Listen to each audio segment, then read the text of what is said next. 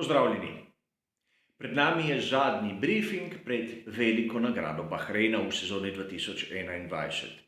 Skupaj bomo skušali analizirati rezultate kvalifikacij, seveda podatke ritma in na koncu bom, kot je to že običajno, dodal svoja osebna predvidevanja glede strategije.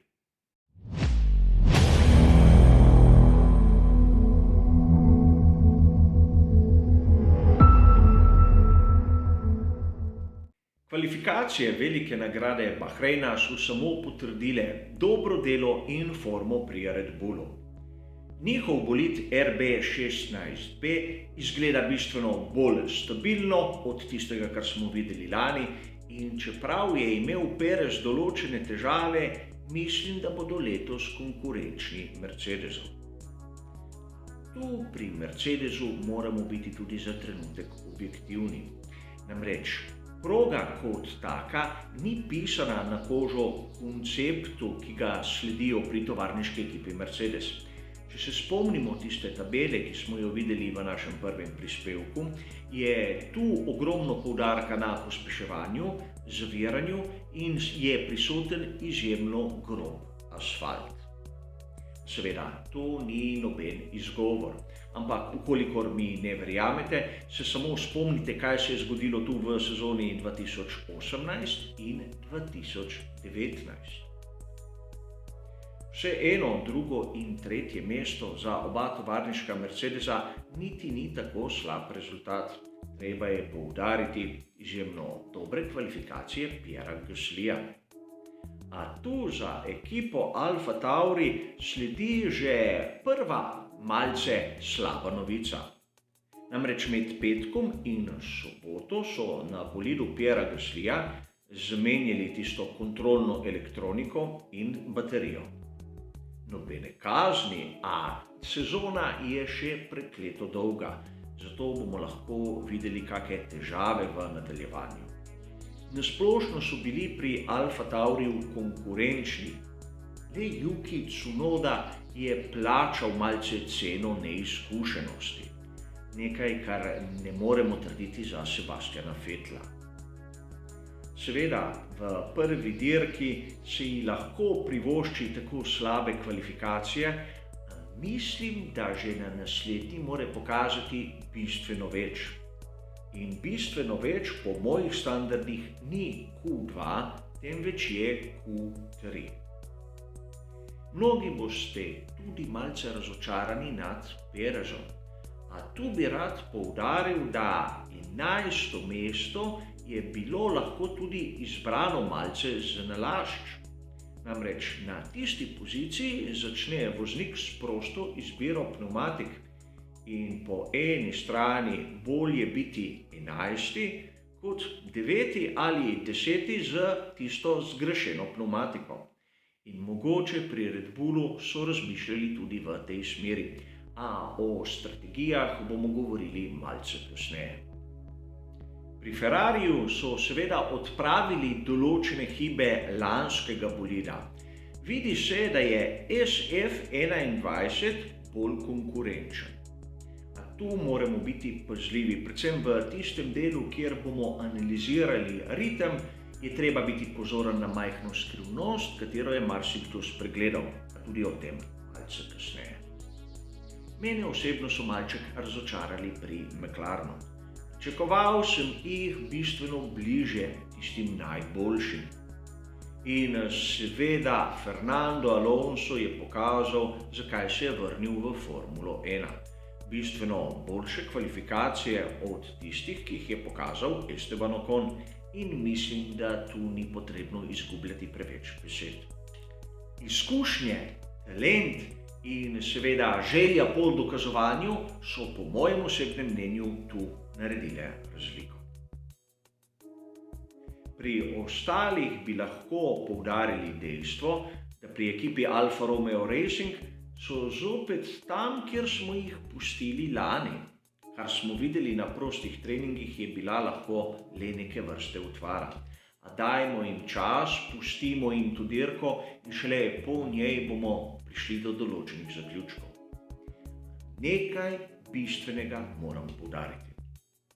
Na začetku jutrišnje dirke bomo videli z tisto medium pneumatiko, tisto srednjo trdoto, le oba voznika tovarniške ekipe Mercedes, Maxa Verstappena pri Red Bullu ter Pierrea Gaslija pri Alfa Tauriju, če sem prav spremljal kvalifikacije seveda.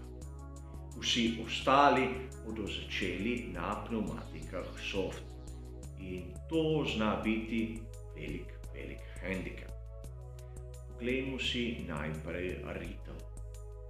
Mnogi ste opazili to tabelo, katera je objavljena v mnogih člankih, kjer vidimo približno tisto razmerje moči, ki smo ga gledali tudi na drugem prostem treningu.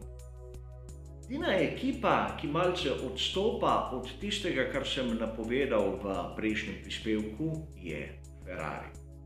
In sam sem bil malce začuden, kajti nisem opazil tako dobre forme pri njih. A skrivnost je v tipologiji pneumatik.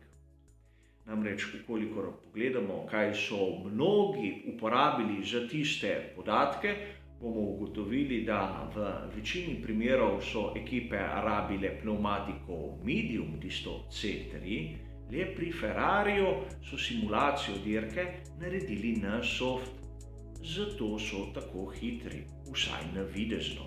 In seveda pri Ferrariju bodo začeli dirko s to najmehkejšo mešanico. Kolikor vas zanima, zakaj je Charles Leclerc imel samo en poizkus v zadnjem delu kvalifikacij, je seveda tudi odgovor precej enostaven. Imel je na razpolago 5 setov tistih najmehkejših pneumatik, 2 je porabil v prvem delu kvalifikacij, 2 v drugem, tako da v tretjem delu kvalifikacij mu je ostal samo en komplet. Ista zgodba za Fernanda Alonsa ter Lensa Strolla. Ko smo ugotovili, zakaj je Ferrari vsaj navidezno tako v dobri formi, se moramo še vprašati, kako hitri so pa na tisti srednji trdoti pneumatik. In tu pridemo do rahlega vprašanja. Namreč ritem je sestavljen iz serije več zaporednih krogov. Ukolikor pogledamo rezultate na tabeli, bomo videli, da so razni avtorji računali pri enem bolidu Scuderie Ferrari ritem na podlagi enega kroga. To seveda ne bi smelo držati. A vseeno tudi pri Alfa Tauriju smo videli nekaj podobnega, le da imamo tu malce bolj jasno sliko. Charles Leclerc je bil izjemno dober na kvalifikacijah, tudi Carlos Sainz ni razočaral, še posebej po tistih težavah, ki jih je imel. A rad bi bil previden. Mislim, da na dirki bosta imela oba kar precejšnje težave, še posebej, če upoštevamo strategijo. In sedaj bomo prišli na tisti del tega prispevka, kateri je za mnoge izmed vas verjetno najbolj zanimiv. Moram poudariti, da gre za moja osebna predvidevanja. Nisem še videl, kaj bo objavil Pirelli. In letos imamo novo konstrukcijo pneumatik, zato se ne smem ozirati preveč v preteklost, da bi dobil kake namige. Sam predvidevam po grobosti asfalta in po tistem, kar sem videl na prostih treningih, da bomo tu gledali 2 postanka med dirko.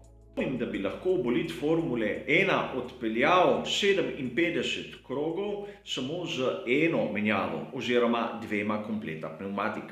A gre le za igro, lahko se presneto motim. V Formuli 1 so nas že mnogokrat presenetili.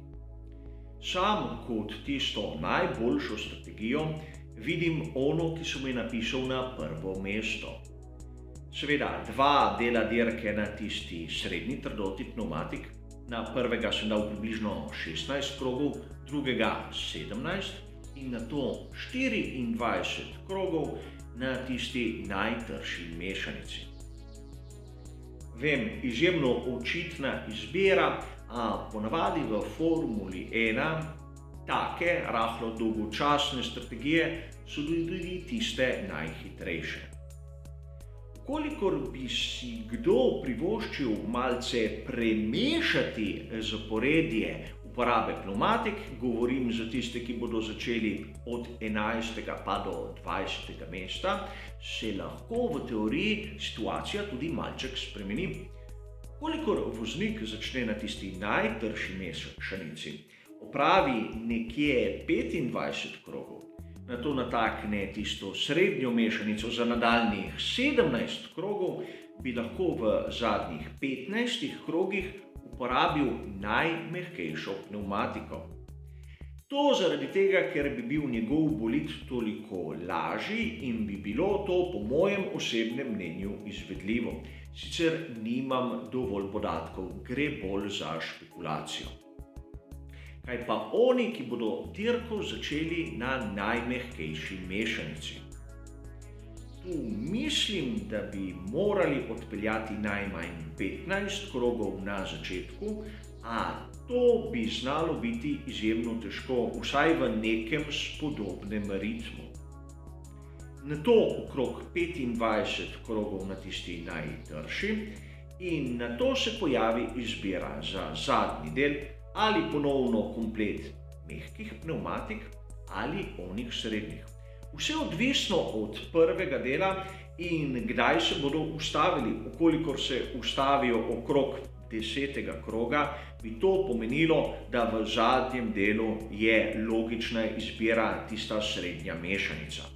A seveda gre za moja osebna predvidevanja, kot sem vam že povedal, kjer se lahko popolnoma motim.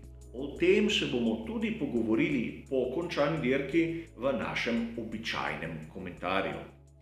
Zaenkrat za ta zadnji briefing je to vse. Hvala za vašo pozornost ter seveda nasvidenje.